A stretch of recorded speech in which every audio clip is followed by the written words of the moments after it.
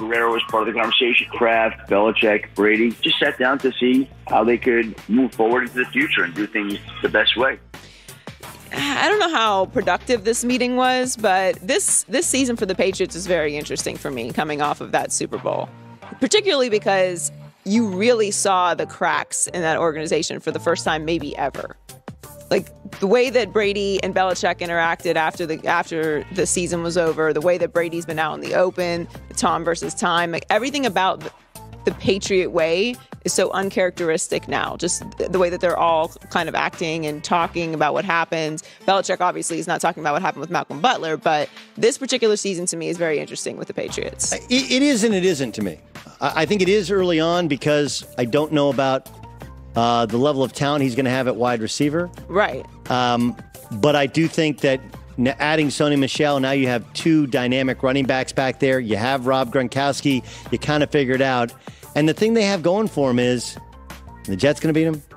The Bills going to beat him. Well, yeah, that's the Dolphins going to beat him. That's kind of always the thing. Okay, that they have going for them. So they're going to be in the playoffs. So look, last year they lacked dynamic. Getting to the playoffs is not what the Patriots aspire to. They got to the Super Bowl with a below average defense, with a defense without playmakers. And by the way, they turned it into a track meet.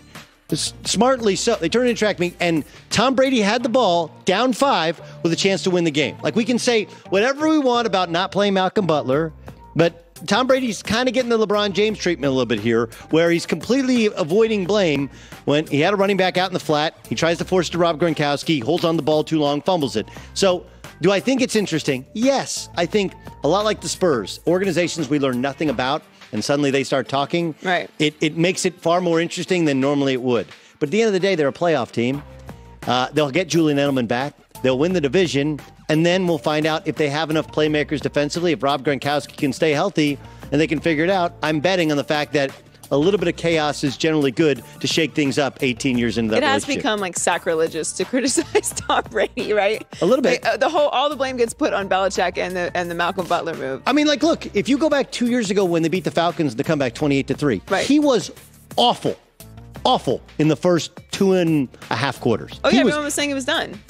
Yes. Now, look, he was great to lead them on a comeback. And it was helped by the fact that Atlanta just run the football and kick a field goal, you win the game, right? It doesn't matter how you start. It matters how you finish. I completely understand, okay? Again, except if you're LeBron James, to which if you play well in the first 3 quarters, we give you more. Anyway.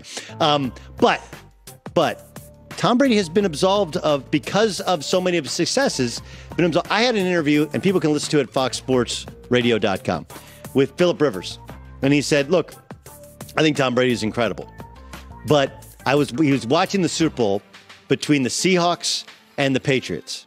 Right? And Tom Brady's in the sideline. Malcolm Butler makes the interception. When Malcolm Butler makes the interception, I think it was Al Michaels says, Tom Brady's going to go down now as the greatest quarterback ever. Like, Tom Brady did lead them on a touchdown drive in order to take the lead. But he didn't do anything to get the interception, right? Yeah, nothing. I mean, that's quarterback bias. That's how it goes. That's the league. I understand, but that kind of goes hand in hand with the look. He had the football in his hands, down 5 points. He didn't have Brandon Cooks because he was out with the concussion. He did have Gronk, and he did fumble. Like all these things did happen. So I don't absolve anybody from blame. I don't absolve Malcolm Butler from blame. He clearly did something that ticked his coach off to that point. We'll find out about that. Okay. So things have been pretty tense between Kelvin Benjamin and Cam Newton, obviously. Kelvin blasted Cam for his lack of accuracy and ability to help develop his wideouts, and there was the video that surfaced of Cam confronting him before their preseason game. Well, now it appears Kelvin has taken another subtle shot. That's the video of them before the game. Kelvin posted a video of one of his catches on Instagram and praised Nathan Peterman in the comments. He wrote, "That boy Nate Peterman with the accuracy." And he used an arrow hitting a bullseye emoji to demonstrate Peterman's fine touch. So, Nathan Peterman, huh? Now, I love... Is that the hill you're going to die on, the Nathan Peterman hill? Apparently so. The guy who had 5 picks against the Chargers in this one start last year? Right.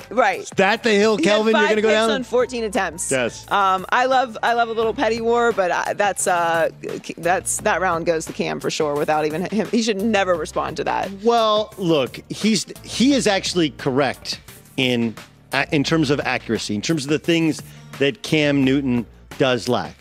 what was missing is there was never any pointing towards himself. Hey, look, I had issues with my weight. Right. And frankly, they went to the Super Bowl after I got hurt. Like all these things.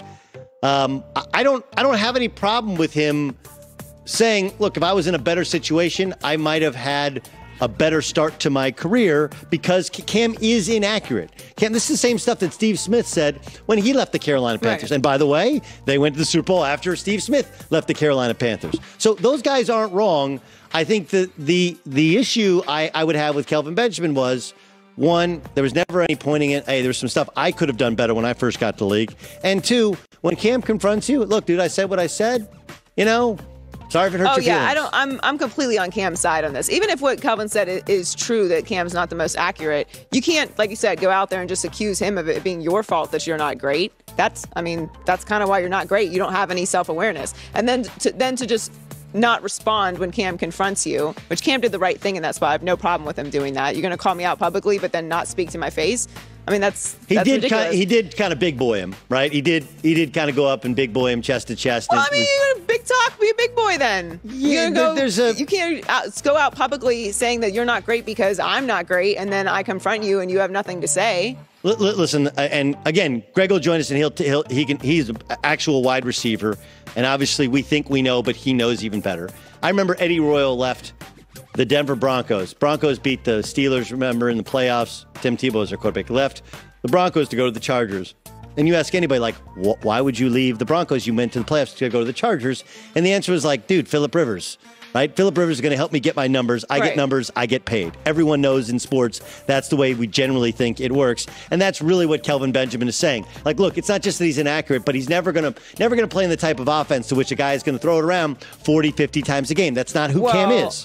5 picks is not going to get you paid either. So finally, the Jags have suspended cornerback Jalen Ramsey and defensive end Dante Fowler for 1 week for violating team rules and conduct unbecoming of a Jags football player. Neither player will be available to practice this week or to play in the Jags' next game against the Vikings on Saturday. This happened after a beat reporter recorded a fight that broke out at Jaguars practice on Sunday, and Ramsey responded to the reporter with this tweet. You know you done messed up, right? LOL, if y'all want war, we got some for y'all. And I know the rest of y'all, you know who you are, going to read this too. So just know, #lame-ass reporters. And then Ramsey responded after that and saying, I'm always going to take up for my teammates because I know what type of men and players they are. Love my dogs. If you don't like it, oh well, God bless. Prayer hands emoji. So he's suspended. I don't really believe that this is just about the fight, though. There's fights in training camp. Correct. All the time. I don't really know why he was reacting. He was probably just excited from the fight that he was reacting that people were recording it because, of course, people are recording it. Not only are just the reporters on the sideline recording it, there's cameras at camp. They record everything for content. So what is the problem? I don't know. I mean, like, look, I can hypothesize a couple things. Maybe one, they told him not to tweet about it, and that's why he got suspended. Maybe. Or maybe he's actually going to be a source for this guy, and so this throws people off the trail, right? Like you tweet about a guy like, oh, he hates that reporter, and then conspiracy theory here, and then you become a whatever it is. I do think it's interesting. Suspending a guy from training camp is kind of like telling your kid, like, you can't do homework for 1 week. Like, yeah. Okay. It does. Like, okay, you're not going to play in this meaningless game, right? And you're not going to practice. I get that the punishment seems kind of like, why does that even matter? But it is something that they suspended him. It is something that they suspended him. I also think it's one of those things to which, if we just take it at face value, which you and I think struggle to take it on face value, but if we do, I do think that on some level, players need to understand that the media is there generally to help them, to get their stories out, to have us learn about what's going on, because we're reading about them. It creates a relationship with the reader, with the viewer, with the listener, and that makes us want to pay attention. The media doesn't work for the team. Correct. So I don't know what the big deal is about a training camp fight. There is no big deal about it. They happen all the time. I agree. That's Joy Taylor with the news. Well, that's the news. And thanks for stopping by. The Herd Lie News. Everyone is already complaining about the new helmet and tackling rule, but I actually think it's